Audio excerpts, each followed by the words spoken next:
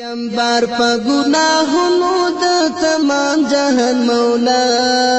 استغفر الله استغفر الله بل درد جړا نستا په در کوم جړا د ژوند لار زمنګ د نن ورځې د خپرونې موضوع بیا هم جنتي میرمن. استغفر الله استغفر الله بل درد جړا بسم الله الرحمن الرحيم. الحمد لله رب العالمين حمد الشاكرين،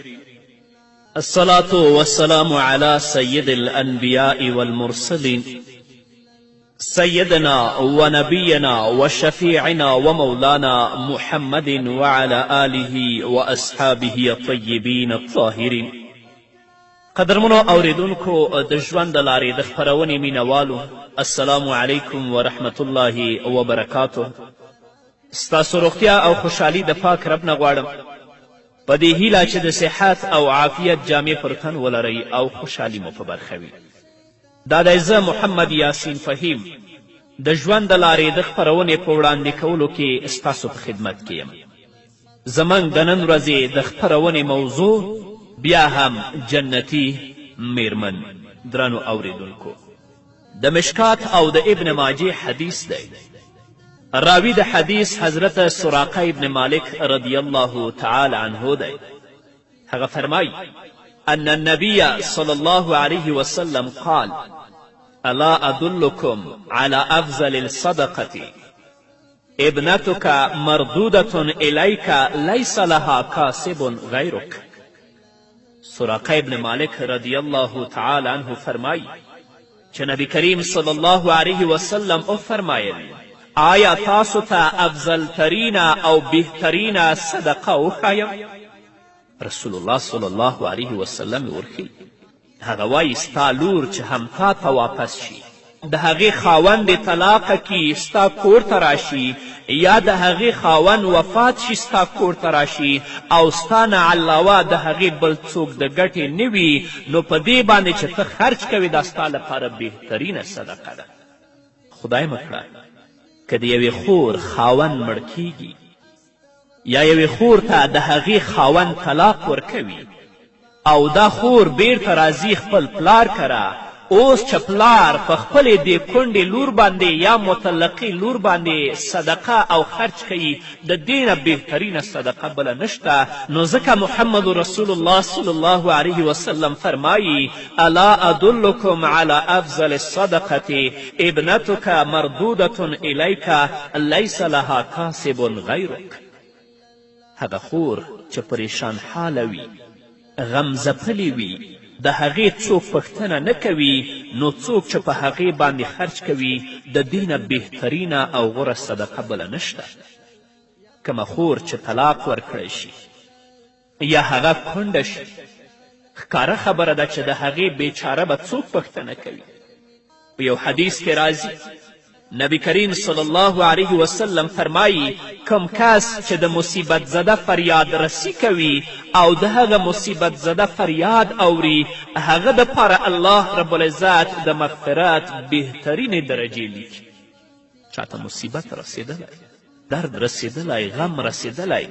ته چې د هغه فریاد اوري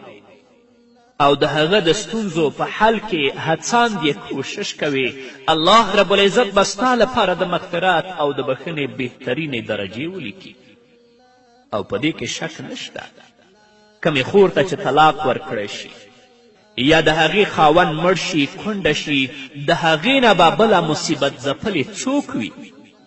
په چا باندې چې په ظاهره کې بروڅه وه چې هغه خاوند و، هغه هم له منځه لاړ. نو اوس چې د دې کونډې یا د دې مطلقې فریاد څوک اوري، هغې سره مرسته کوي، هغه ته به الله رب العزت د مغفرت او د بښنې بهترینې درجې لیکي. نو درنو پلرو، خدای مه کړه که داسې یوه موقع راشي چې ستاسو یوې لور ته څوک طلاق ورکړي یا ستاسو لور کونډه شي، نو هغه تاسو خپل کور ته راولئ، هغې ته تاسو آرام ورکړئ، بیا د دې نه وروسته کله چې تاسو مصلحت ولیده هغه واده کړئ. او که د څه وجې نه د هغې کونډې او د هغې مطلقې واده ونه شي نو بیا هغې ته طعن او لعن مه وایئ، بلکې هغه په خپل کور کې تاسې د خیر او د برکت ذریعه وګڼئ، په هغې باندې صدقات وکړئ، خرچ وکړئ چې الله رب العزت تاسو ته د مغفرت او د بخښنې بهترینې درجې ولیکي، ځکه دا د الله رب العزت د طرف نه د خیرات یوه ذریعه ده او د عامو خیراتونو نه په دې کې ثواب زیات دی، دوچنده دی، ځکه چې هغه مصیبت ځپلې ده، هغې ته درد او غم رسېدلی، ته چې د هغې فریاد اوري الله رب العزت به تا ته بخښنه کوي او د مغفرت بهترینې درجې به درته لیکي. که خدای مه کړه مور او پلار یې نه وي، یوې ښځې ته طلاق ورکړی شو یا کونډه شوه، مور و پلار یې نشته دی، نو دا ذمواري د دې خور د ورونو ده او ورونو لره پکار دي چې خپلې خور سره ښه سلوک وکړي، هغه خپل کور ته راولي او د خپلو اولادونو په شان باندې خپله خور وساتي. او که داسې وي چې ورونه یې هم نه وي نو بیا د دې خور او ورېرونو ته پکار ده چې خپله ترور او خپل عمه خپل کور ته راولي او خپل ځان سره یې ښه په خوشحالي سره وساتي، او خویندو او عمهګانو ته هم پکار دي چې د ورونو او ورېرونو سره برداشت نه کار واخلي، په کمه او زیات باندې صبر وکړي، په خندا او په خوشحالي باندې ژوند تیر کړي، د الله رب العزت عبادت دې وکړي تر څو رب العزت د دې نه راضي شي، او هغه څوک چې د دې ساتنه او پالنه کوي الله رب العزت هغو ته اجر ورکړي. همدارنګه امام بخاري رحمه الله په کتاب ادب المفرد کې د حضرت ابي ذر رضی الله تعالی عنه په روایت سره د نبی کریم صلی الله علیه وسلم یو حدیث را نقل کړی. عن ابي ذر قال قال النبي صلى الله عليه وسلم يا ابا ذر اذا طبخت مرقة اكثر ماء المرقة وتعاهد جيرانك او اقسم في جيرانك. حضرت ابو ذر رضی الله تعالی عنه فرمای چې محمد رسول الله صلی الله علیه وسلم ما ته وفرمیل ای ابو ذره کله چې ته په خپل کور کې شوروا پخوې نو اوبه پکې زیاتې واچوه، د خپلو ګاونډیانو او د خپلو همسایهګانو خبر اخله او په هغوی باندې تقسیموه. د محمد رسول الله صلی الله علیه وسلم په ګڼو احادیثو کې په دې باندې تاکید شوی چې تاسو خپلو ګاونډیانو سره او خپلو همسایهګانو سره ښه سلوک کوئ. حتی په یو حدیث کې نبی کریم صلی الله علیه وسلم 3 وارې فرمایي مؤمن نه دی مؤمن نه دی مؤمن نه دی هغه څوک چې د هغه ګاونډي د ده د ضرر نه په امن کې نه وي. خو په افسوس سره باید ووایم نن سبا ماحول د اسلامي تعلیماتو او د نبوي ارشاداتو نه بلکل په خلاف روان دی. که زموږ ګاونډی او زموږ همسایه امیر وي، طاقتور وي، پیسهداره وي، په ټولنه کې معزز وي، اگر که بې دینه او بې تقوا وي، ټول د هغه قدر و عزت کوي، د هغه خبر اخلي. او که زموږ ګاونډ او زموږ همسایه لږ غریب وي، بیچاره بې طاقته وي، یا د دې علاقې نه وي، د بل ځای نه راغلی وي، دلته یې کور اړولی وي، ښه بادیانته وي، مسلمان وي، د هغه غریب پوښتنه څوک نه کوي. ښه سلوک خو پرېږده چې هغه بیچاره سره ظلم کوي او داسې قسم جملې او کلمات د خولې نه هغه ته راوباسي چې د الله رب العزت غضب او قهر ته دعوت ورکوي. څه به وکړئ؟ د ده څوک دی؟ الله پیدا کړی، الله راوستی، ستا د کور په خوا کې ده ته ځای ورکړی. که دا بیچاره څوک نه لري، الله خو لري. هغه الله د ده محافظ او نگهبان دی. محمد رسول الله صلی الله علیه وسلم فرمایي چې تاسو خپل ګاونډي او خپل همسایه سره ښه سلوک کوئ. که تاسو په کور کې یو څه پوخ کړئ، هغه څیز چې روزانه یې نشئ پخولی، نو د هغه نه څه ناڅه خپلو همسایهګانو او خپلو ګاونډیانو ته هم لیږئ. خو څوک به د محمد رسول الله صلی الله علیه وسلم په دې ویناو باندې عمل وکړي؟ شته ډیرې داسې کورنۍ شته دی چې د هغو چم او ګاونډ کې چې فقرا او مساکین پراته د هغو حال او احوال اخلي څه چې په خپلو کورونو کې پخوي هغه خپلو امسایګانو فقراو او مساکینو سره نیموي اما داسې بدبخته بخیل او ظالمان هم شته چې کله خپله روژه ماتې ته یا ډوډۍ ته کیني قسمه قسمه خوراکونه او میوې به وي او د ده په چم او ګاونډ کې به داسې مساکین او فقیران پراته وي چې هغوی به د خوراک لپاره څه نه لري دا کس به د آخرت په ورځ د الله په حضور کې دریږي او الله به ترې پوښتنه کوي همدارنګه د مسلم او د مشکات حدیث دی همدغه حدیث امام بخاری په کتاب ادب المفرد کې هم نقل کړی راوي د حدیث حضرت ابي هریره رضی الله تعالی عنه دی هغه فرمایي قال رسول الله صلی الله علیه وسلم اذا مات الانسان انقطع عنه عمله الا من ثلاثة الا من صدقة جارية او علم ينتفع به او ولد صالح يدعو له حضرت ابو هریره رضی الله تعالی عنه فرمایي چې نبی کریم صلی الله علیه وسلم وفرمایل کله چې انسان مړ شي نو عمل ختم شي مګر درې عملونه د مرګ نه پس هم جاري وي د دې ثواب به الله ورسوي یو صدقې جاریه دویم هغه علم چې د هغې نه فایده اخیستل کیږي دریم نیک عمله اولاد چې د ده د مرګ نه وروسته الله ته لاسونه پورته کوي او خپلو والدینو ته د خپل رب نه بخښنه غواړي انسان چې کله مړ شي نو د عمل د بندېدو په وجه د ثواب سلسله هم بنده شي لیکن صدقې جاریه هغه عمل دی چې د انسان د مرګ نه پس هم جاری وي او الله رب العزت به د ده د مرګ نه وروسته هغه ته هم ثواب رسوي لکه یو څوک مدرسه جوړه کړي په هغې کې طالبان قرآن وایي د رسول الله احادیث وایي نو چا چې جوړه کړې چې وفات شوی د قیامت ورځې پورې چې دلته نیک عمل کیږي الله رب العزت به د ثواب هغه مړي ته رسوي چا جماعت جوړ کړی هلته خلک راځي منځونه کوي د قرآن تلاوت کیږي تفسیر و حدیث پکې لوستل کیږي د دې ټولو ثواب به الله رب العزت هغه متوفا ته رسوي چې دا جومات یې جوړ کړی زموږ ځینې خویندو سره کافي مال لوی جایدات لري باید چې هغه په خپل ژوند کې څه نه څه د الله رب العزت د رضا لپاره وقف کړي د جومات او د مدرسې لپاره کې وقف نه کړي ستاسو نه به وروسته ستاسو داسې نااهله ورثو ته پاتې شي چې هغوی به پرې فساد کوي او تاسو ته به الله په قبر کې عذاب درکوي ځکه د مرګ نه وروسته کله چې عمل ختم شي نو د صدقې جاریې ثواب به الله رب العزت تا ته په قبر کې درکوي شته داسې دوستان شته زه پیژنم همیشه ما سره په رابطه کې دي چې مدرسې یې جوړې کړي دي جماعتونه یې جوړ کړي دي مدرسو سره علماو سره او حفاظو سره مرستې کوي الله رب العزت به د همدغو صدقاتو ثواب دوی ته د دوی په ژوند کې ورکوي او د دوی د مرګ نه به وروسته هم الله رب العزت دا ثواب دوی ته رسوي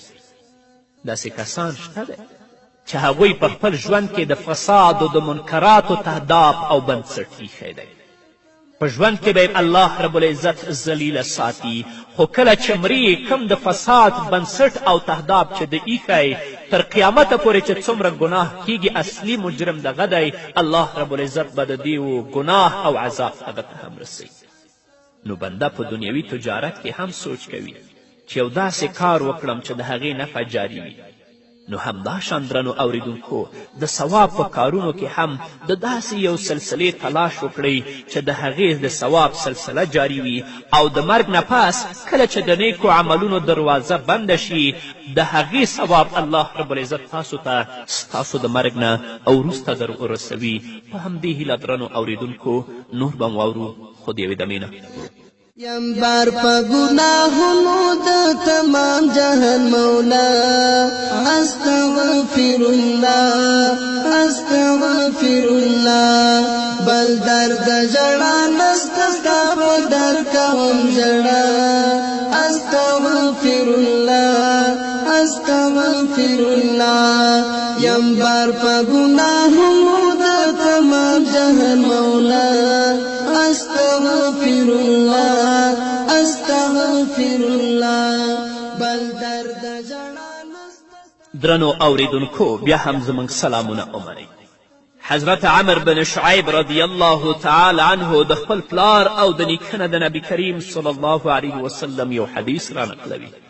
عن عمرو بن شعيب عن أبيه عن جده عن النبي صلى الله عليه وسلم قال: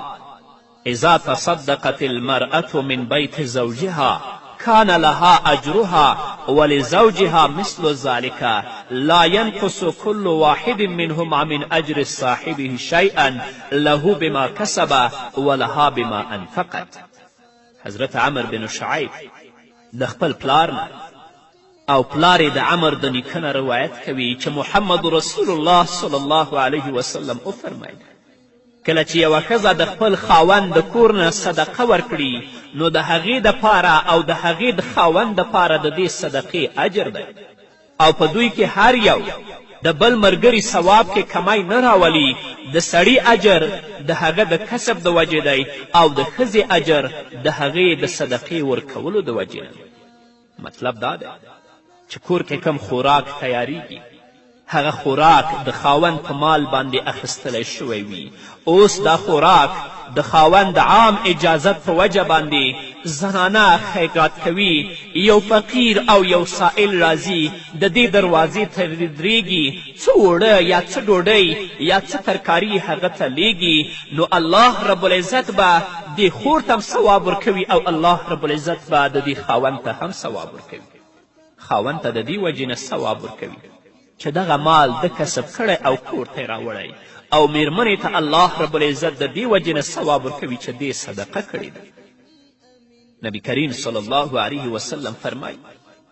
چې ښځې یو خوراک تیار کړی وي، د هغې په صدقه کولو باندې خاوند راضي وي، په داسې صدقې باندې به ښځې او خاوند دواړو ته الله رب العزت جدا جدا اجر ورکوي. دا سوچ دې نه کوي چې ثواب به صرف الله رب العزت ښځې ته ورکوي یا به ثواب الله رب العزت صرف سړي ته ورکوي. نه، الله رب العزت به ثواب هم میرمنې ته ورکوي او هم به د دې خاوند ته ورکوي. خو الله رب العزت دې دا همت د صدقې زموږ په ورونو او په خویندو کې پیدا کړي. بخل دې الله د دوی د زړونو نه وباسي. یو ورځ یو مسافر راځي په مسجد نبوي کې محمد رسول الله صلی الله علیه وسلم ته درېږي، فرمایي: یا رسول الله، زه ستا میلمه یم، وږی یم، څه مې نه دي خوړلي، ما ته د خوراک څه راکړه چې ویې خورم. رسول الله صلی الله علیه وسلم سره څه په کور کې نشته چې دې میلمه ته یې ورکړي. نو نبی کریم صلی الله علیه وسلم فرمایي: څوک به نن شپه زما د میلمه میلمستیا وکړي چې الله رب العزت د آخرت په ورځ په جنت کې د هغه میلمستیا وکړي. یو صحابي په نامه د حضرت ابو طلحه انصاري رضی الله تعالی عنه راپورته کیږي. نبی کریم صلی الله علیه وسلم ته فرمایي: ای د الله رسوله، ستا د میلمه میلمستیا زه کوم، زه ځان سره کور ته بیایم. خو ابو طلحه انصاري رضی الله تعالی عنه مخکې د دې نه چې دا میلمه ځان سره کور ته بوځي راځي خپلې میرمنې ته وایي: آیا په کور کې څه د خوراک لپاره شته؟ هغه میرمن ورته وایي: دومره څیز دی چې ما خپلو اولادونو لپاره پوخ کړی دی. خاوند ورته وایي چې ما د محمد رسول الله میلمه کور ته راوستی. نو هغه بادیانته او سخي ښځه خپل خاوند ته وایي چې زه به خپل اولادونه وږي ویده کړم، ته د محمد رسول الله میلمه راوله او دا خوراک به زه درته په کاسه کې واچوم، د هغه تر مخه کېده. خو کله چې دا خوراک د هغه تر مخه ږدې، کم شم یا کومه رڼا چې تا بله کړې هغه مړه کړه، لاس کاسې ته وړه، خو څه مه پورته کوه، پرېږده چې د محمد رسول الله صلی الله علیه وسلم میلمه موړ شي. وګورئ د دې ښځې دیانت ته، وګورئ د دې خور همت ته، وګورئ د دې خور سخاوت ته. ابو طلحه انصاري رضی الله تعالی عنه د نبی کریم صلی الله علیه وسلم هغه میلمه راولي کور ته.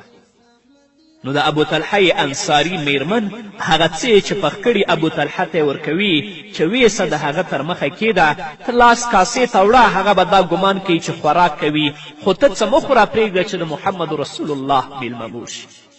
ځان هم وږی پرېږدي، خاوند هم وږی پرېږدي، خپل اولادونه هم وږي پرېږدي، خو د محمد رسول الله میلمه وږی نه پرېږدي. ابو طلحه انصاري رضی الله تعالی عنه همداسې کوي. ابو طلحه انصاري خوري خو د کاسې نه نه کمیږي، میرمنې خوري خو د کاسې نه څه نه ختمیږي، اولادونه یې خوري د کاسې نه څه نه ختمیږي. دا ټول د محمد رسول الله دعا ده او برکت دی. دا د سخاوت او د صدقې برکت دی. کله چې سهار ابو طلحه انصاري مسجد نبوي ته راځي، محمد رسول الله صلی الله علیه وسلم ورته فرمایي ای ابو طلحه کم کار چې تا او ستا میرمنې وکړه ستاسو په کار باندې الله وخندلې، یعنی الله درنه راضي شو. نو خورې ستا دروازې ته چې یو فقیر یو مسکین ریږي یا یو مسکینه او فقیره او بېوزله راځي، څه درنه غواړي د خپل د خاوند کور کې چې څه لرې د خاوند په اجازت باندې چې یو وارې تا ته اجازت کړی نو مې منع کوه. د الله رب العزت د رضا په خاطر باندې هغې مسکین او فقیر ته یو څه ورکړه، هغې مسکینې او فقیرې ته یو څه ورکړه چې الله رب العزت درنه راضي شي. الله به ستا په مال او ستا په اولاد کې برکت واچوي. همدارنګه صاحب د مجمع الزوائد د ام المؤمنین حضرت عایشې صدیقې رضی الله تعالی عنها په روایت سره د نبی کریم صلی الله علیه وسلم یو حدیث را نقل کړی. عن عائشة رضی الله عنها قال النبي صلى الله عليه وسلم من أعطى نارا فكأنما تصدقت بجميع ما أنزجت النار. ام المؤمنین فرمای چې محمد رسول الله صلی الله علیه وسلم وفرمایل چا چې اور ورکړو نو داسې شو لکه هغه څیز خیرات کو چې کوم په دې اور باندې پخیږي. مطلب دا دی چې یوه کورنۍ د هغې سره اورلګي د نشته یا ماچس ورسره نشته دی، راځي ستانه غواړي تی ورکوي هغه اور پې بلوي، په هغه باندې ډوډۍ پخوي یا نور څیزونه پخوي، نو الله رب العزت به تا ته دومره اجر و ثواب درکوي لکه په هغه اور باندې چې څه پخ شوي وي او هغه ټول د الله رب العزت په لاره کې صدقه شوي وي. بعضې ښځې ډېر بخیل طبیعته وي، که معمولی سیز څوک د سخت ضرورت د وجې نه ترې وغواړي نو بیا هم دا ترې انکار کوي. که ورته ووایي چې ته ماته ورلګیت یا ماچس راکه یا لږ مالګه راکړه نو د دې په خولې کې به دا خبره وي چې زموږ نه مالګه شته او نه ورلګیت شته. او بعضې خو داسې دي چې څوک یې ترې غواړي هغې ته بیا تانې ورکوي چې تاسو سره ماچس ورلګي هم نشته مالګه هم نه لرئ. هغه خویندې چې دا خبرې کوي هغوی د ډېر لوی ثواب او د ډېر لوی اجر نه ځان محرومه کوي. الله رب العزت دی موږ ته د نیکو اعمالو توفیق راکړي. الله رب العزت دې زموږ په سینو او زموږ په زړونو کې سخا ته ځای ورکړي تر څو د الله رب العزت په لاره کې صدقات وکړو چې الله رب العزت زموږ دنیوي او اخروي ژوند ښایسته کړي او په دې صدقاتو باندې د الله رب العزت غضب زموږ نه لرې شي. الله مو د آفتونو او د مصیبتونو نه وساتي. په همدې هیله درنو اوریدونکو دا وه زموږ د نن ورځې خپرونه چې ستاسو درانه حضور ته وړاندې شوه. تر بلې خپرونې پورې چې زه بیا هم ستاسو درانه حضور ته راځم تاسو ټول په لوی او بخښونکي الله سپارم. پاتې ژوند مو نیکمرغه، ښاد، بریالي او کامیاب اوسئ. استغفر الله استغفر الله لا اله الا الله لا اله الا الله لا اله الا الله لا اله الا الله. ستانو می د زړه مینا کړه ګډه زما په وینا یا رب العالمین یا رب العالمین قادر لا یزال خالق ذوالجلال بسیال بی مثال ما علم کړه غافل زړه وژوندون ته د عقبا. استغفر الله استغفر الله ما علم کړه غافل زړه وژوندون ته د عقبا. استغفر الله استغفر الله یم بار په ګناهونو د تمام جهان مولا. استغفر الله استغفر الله بل درد ژړا نسته ستا پر در کوم ژړا. استغفر الله استغفر الله لا اله الا الله لا اله الا الله لا اله الا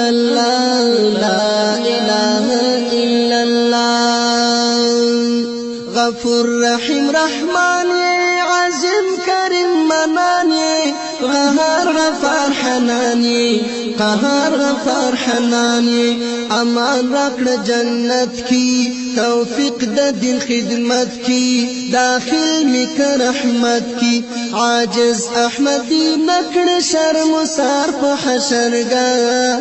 استغفر الله استغفر الله عاجز احمدی نکړه شرم سار په حشرګاه استغفر الله استغفر الله یم بار په گناهونو د تمام جهان مولا استغفر الله